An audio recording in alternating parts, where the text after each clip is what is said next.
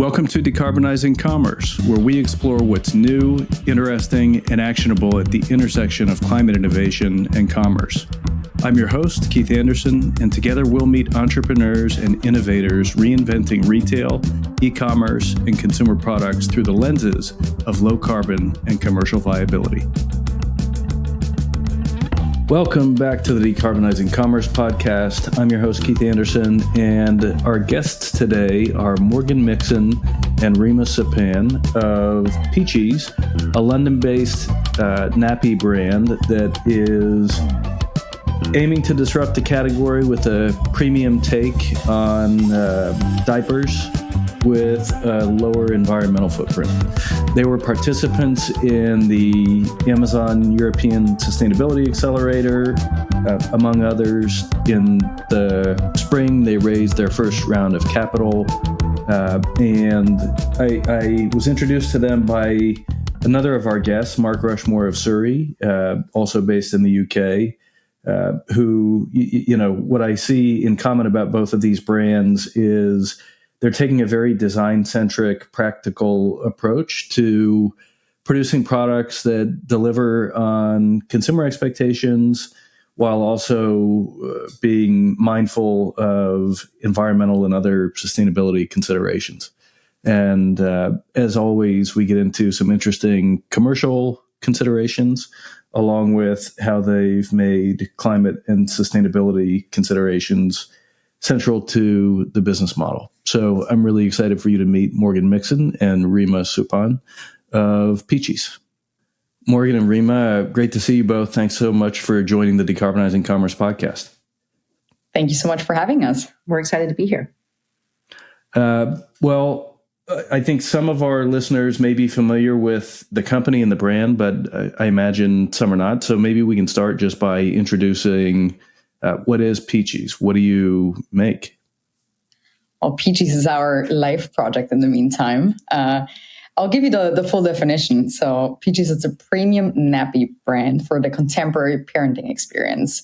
What that means really is that we designed an upgrade to the, so to say, humble nappy. That means that we engineered these nappies for revolutionary softness and longer nights, because that is really what parents deserve and desire, of course. That means that we, of course, we made substitutions for more eco-friendly materials, for high-quality materials, but also changed the design slightly so that the fit of the nappy is really perfect for a child's skin, but also the needs that a child has. We then, of course, went through rigorous dermatological testing to make sure that our babies stay dry and comfortable, and nappy rash is a thing of the past, so to say. Now, my daughter is 7. Why did you wait until after she had outgrown nappies and diapers to start this company? Well, I guess because Morgan and I only met 3 years ago. Fair enough. Well, we're going to come back and talk a lot about some of those attributes and benefits that you've basically designed into the product and the brand. But maybe we can take a minute and you can tell us about how you met and how you ended up deciding to start a nappy, or for our American listeners, a diaper brand. I'm happy to go first. So Morgan and I really met at Imperial College, the nerds that we are.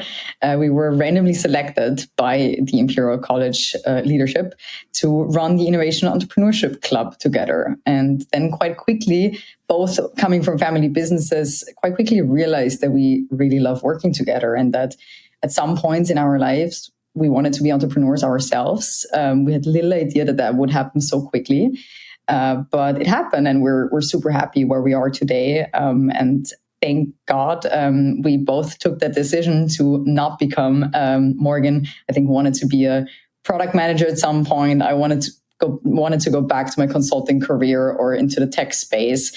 I was at Google at that time and had an offer pending, but nappies, diapers just excited us way too much to not go down that route.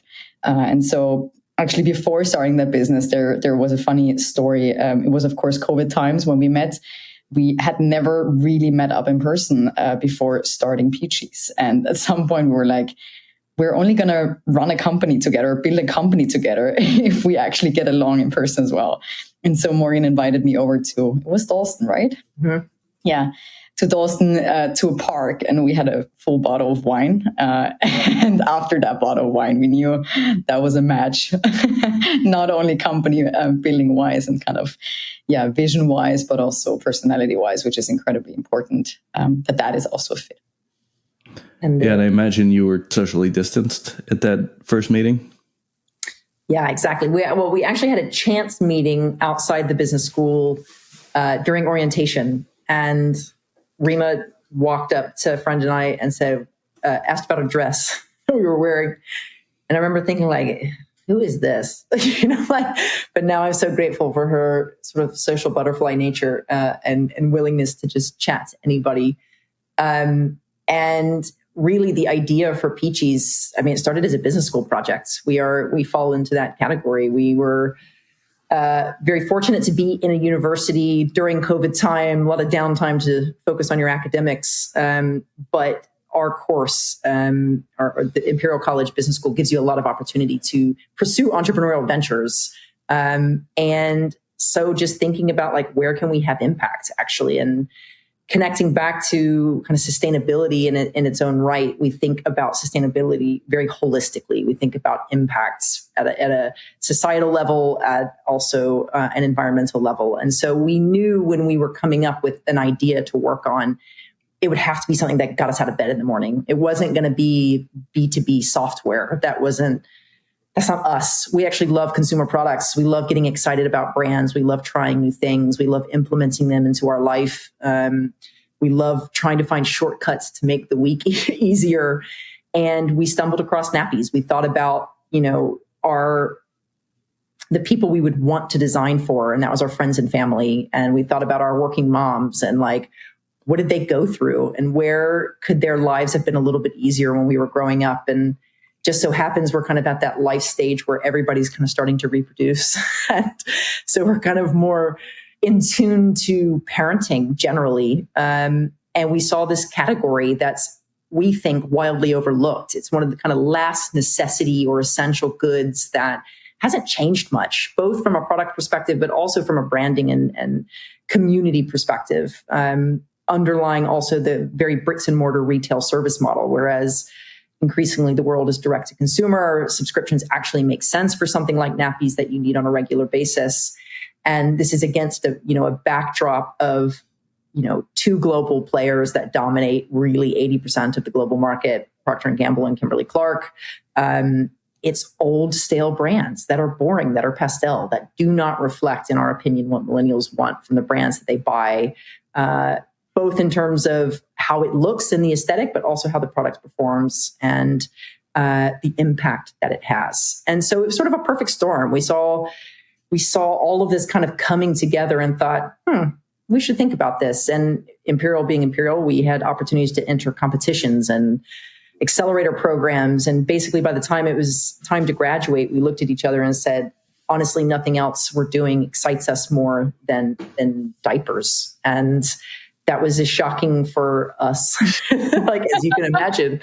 Rima had a very cushy job at Google. She was ecstatic about it. And I said, surely you'd rather be a broke founder with me and pursue this. And she took the plunge as well. And we came out of school and said, there's no time like the present. Why wait to start our entrepreneurial journey in 5 years or 10 years? Let's do it now. And we, took it forward, set up some email addresses, did some Google searching. The rest is history. Now we're a year into our journey in the markets. And we're loving every single day, I have to say. So you launched a year ago. And are you, what geographies are you available in? We're currently available in the UK only, but the future is bright. Yeah. Well, it's an interesting market. I find in many ways, both on the retail side and on the innovation side.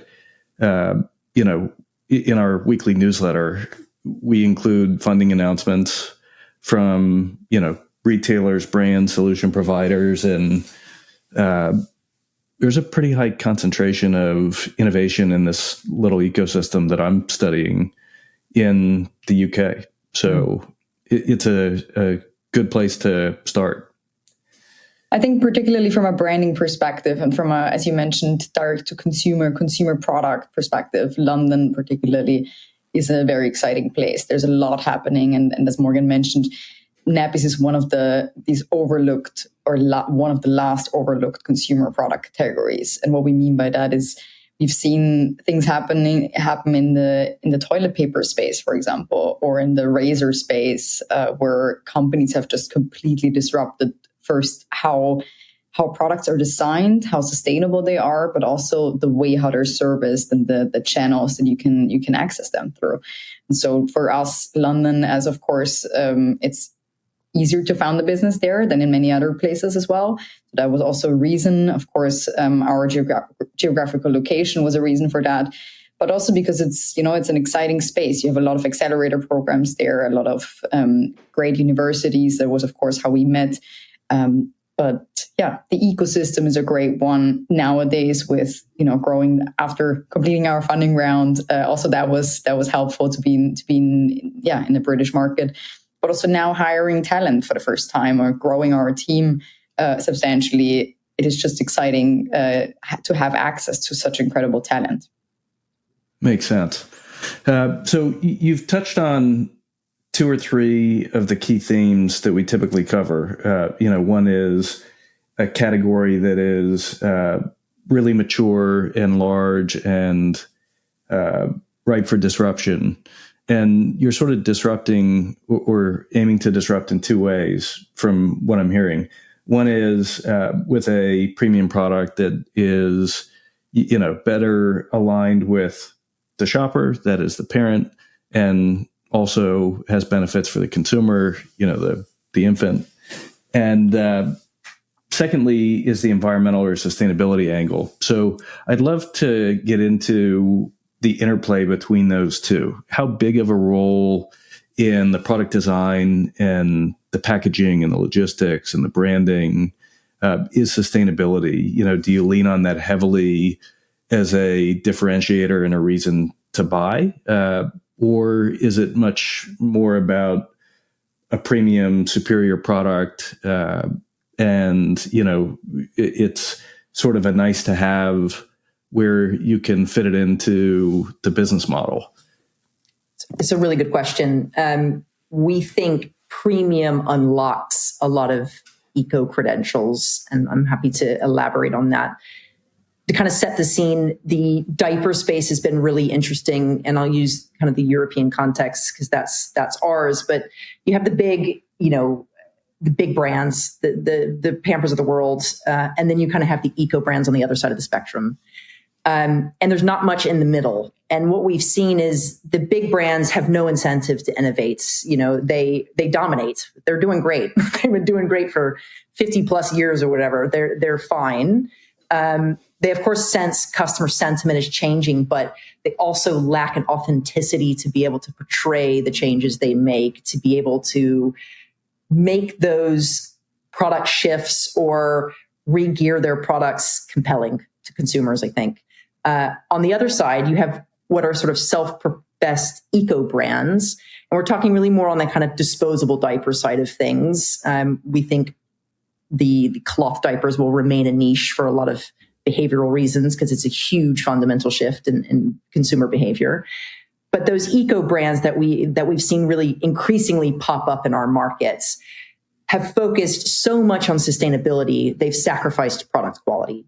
And so our philosophy is, despite if you have all the best intentions to launch an eco product, but it doesn't stack up or stand up with its most basic job, which is to hold in all the things that come out of your child, then where are we? Like if it's falling apart or tearing and you're going through more of them and throwing more away, are we really having a positive impact on the planet?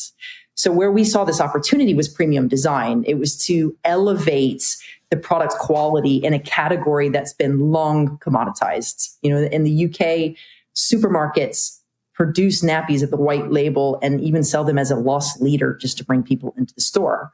And so what we could do, or the opportunity that we saw, was let's elevate it. Let's bring in higher quality materials. Let's really focus on things like the fit of the products and dial things up and down in terms of the features so that we can provide a product that will make a significant impact on a parent's life. Because actually parents, and Rima will undoubtedly get to this in a bit as part of the brand, parents are our protagonist. We design for them. We design for their well-being. And we saw that if we dialed up premium or dialed up the quality of design, we could have nappies that last a little bit longer. You could do fewer changes in a day. You could therefore do less laundry because you're not dealing with those kind of blowouts and stuff like that. We can make sure your child's skin is dry and protected, and things like nappy rash aren't a problem. And all of those things have the added benefits of reducing impact on the planet. So we're very practical at our design. We call it no bullshit design, which means we will make advances in terms of integrating sustainable materials into our product as long as it doesn't sacrifice premium product quality. That's the most important thing to us. So we first and foremost make sure that that nappy works and works to a level that we deem is exceptional. And then we think about how we can continuously improve on environment.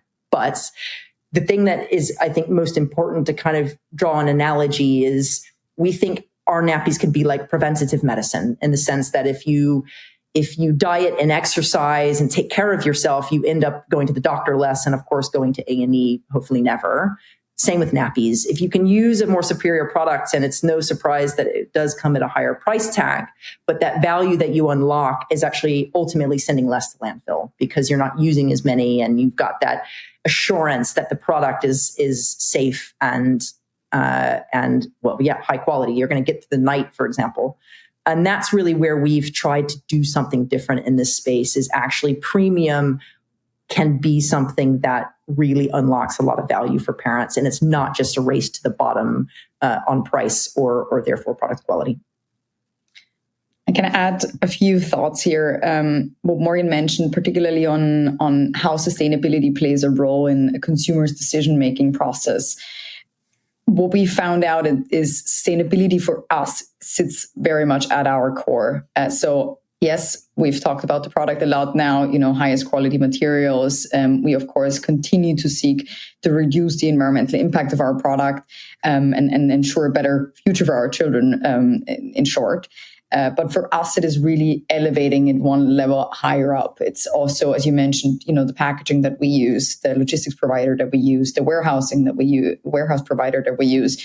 But even small things as a company, like the office space we have, the internet provider we choose, those are all important decisions, and they all contribute to the same thing. And so for us, it's a product, but hopefully at some point in the future, sustainability will be so normal that sustainability itself is not something that makes a customer purchase a product.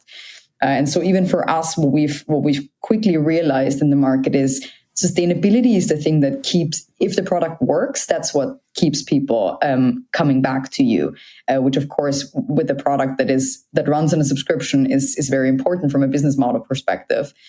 But even beyond that, what we found is, for example, longer nights of sleep are so essential in that period of your life that you would basically do anything to get an hour or two more of sleep, 2 more hours of sleep per night.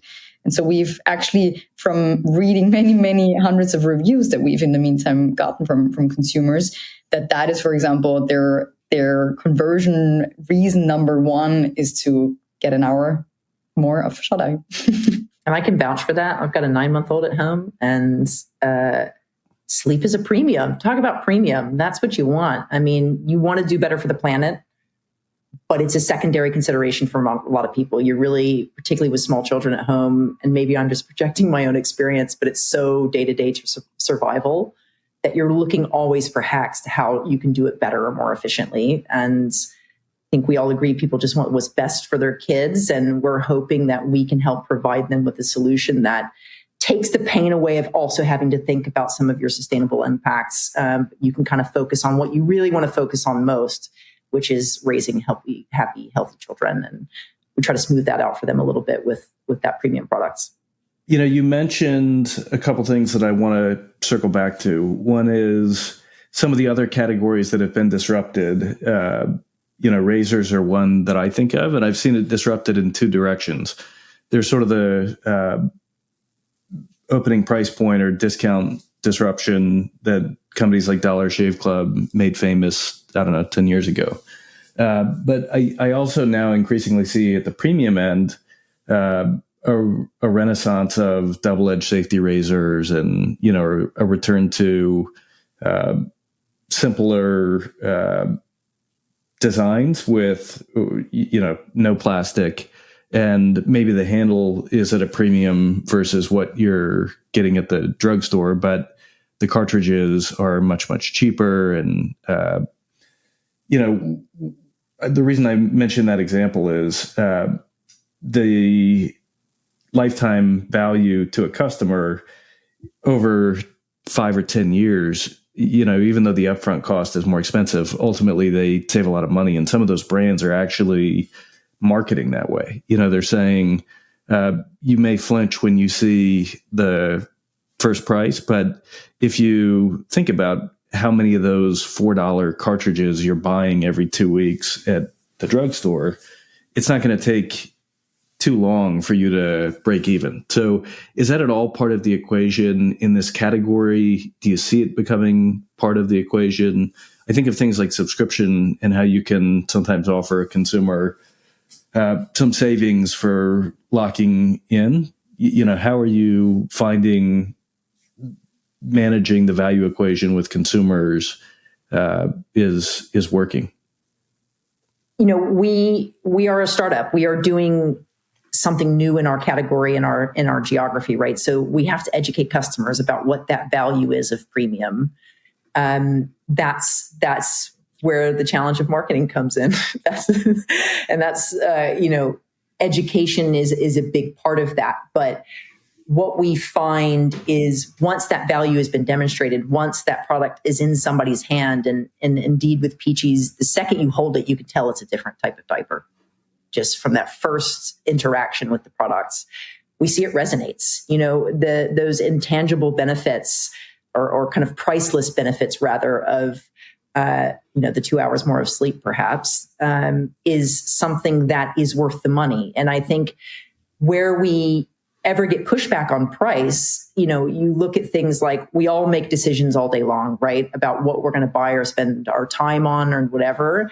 And I don't think it's any different in our category. If you can see the value in what you're investing in and indeed get a higher return on investment, then it's something that we find people stick to. And something with diapers that's really brilliant is a perfect kind of model. If it's not broke, don't fix it kind of thing. So once people are in the door and loving the products, you're with them through potty training. And that's something we've seen. And so we do have our challenge of educating customers about what premium means, what the materials mean. We have no dyes or fragrances. We have an all white design. We don't have little cute animals on them. We try to limit, of course, there's no harmful chemicals. We look at our CO2 impact, those kind of things. But at the end of the day, it's how does that customer feel when it's in their hand or after they've used that first pack? And if you've got a product that can stand up, then that value is demonstratable, and therefore the price point also follows with that. So the momentum is there because that's starting to now emanate. We're starting to really get, the kind of flywheel effect of like people sending me photos at a 1-year-old's birthday party with our like little tote bag in the corner hanging off somebody's stroller. And, that shows us that it's starting to really resonate. Those messages that we're putting across are not only good for advertising and bringing people to the door, but are actually backed up by the experience that they're having. You mentioned emissions, and just looking at the website, one of the claims is 40% lower emissions than conventional nappies. Maybe we can walk through where those savings come from, and you may or may not have it at your fingertips, but anything we can cover about emissions and the overall footprint of the category overall? Why from a climate or sustainability footprint perspective, it's a category that sort of needs some innovation? It's a really interesting aspect of our category. The nappy category itself is quite, there's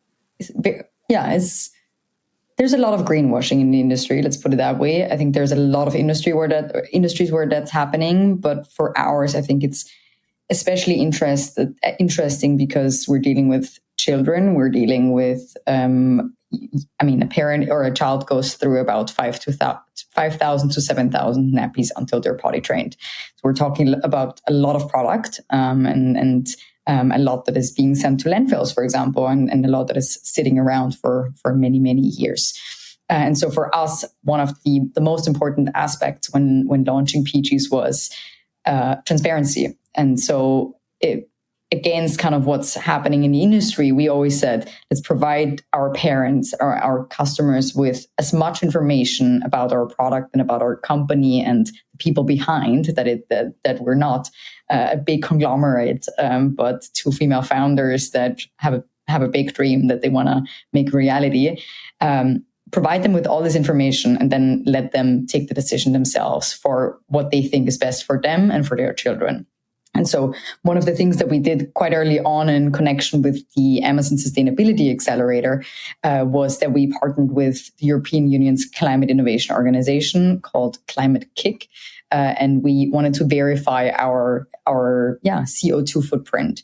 And so they verified that we save the equivalent of 93 tons of CO2 for every 1,000 babies that use us. Because that's quite hard to imagine. That's the equivalent of the weight of 17 elephants.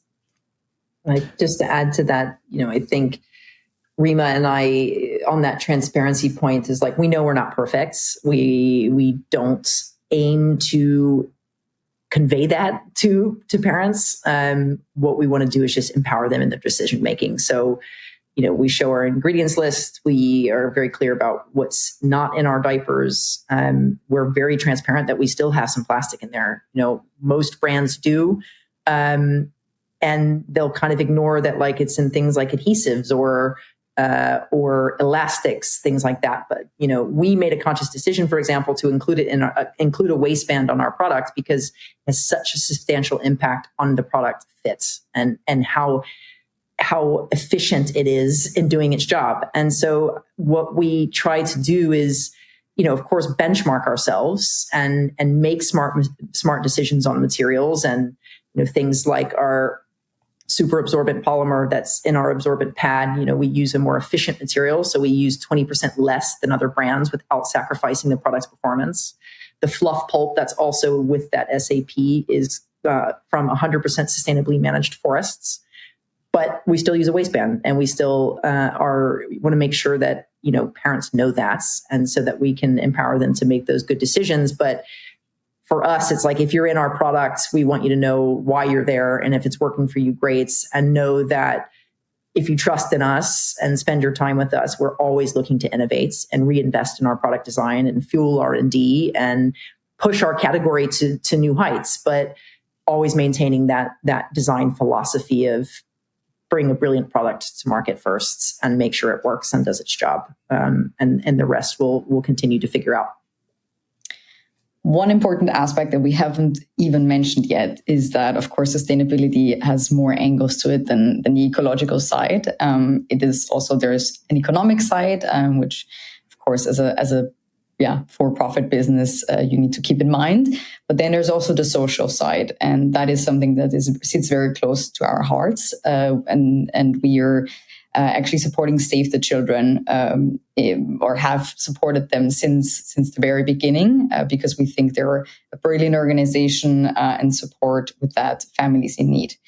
Because we've also learned very early on that the first 1,000 days are really what define a child's development, and the quality of the nutrition, the sleep, the environment they're in can really have a huge impact on their IQ and on their life as an adult. So for us, we view, as we mentioned, sustainability very holistically. And so the social aspect is also part of that.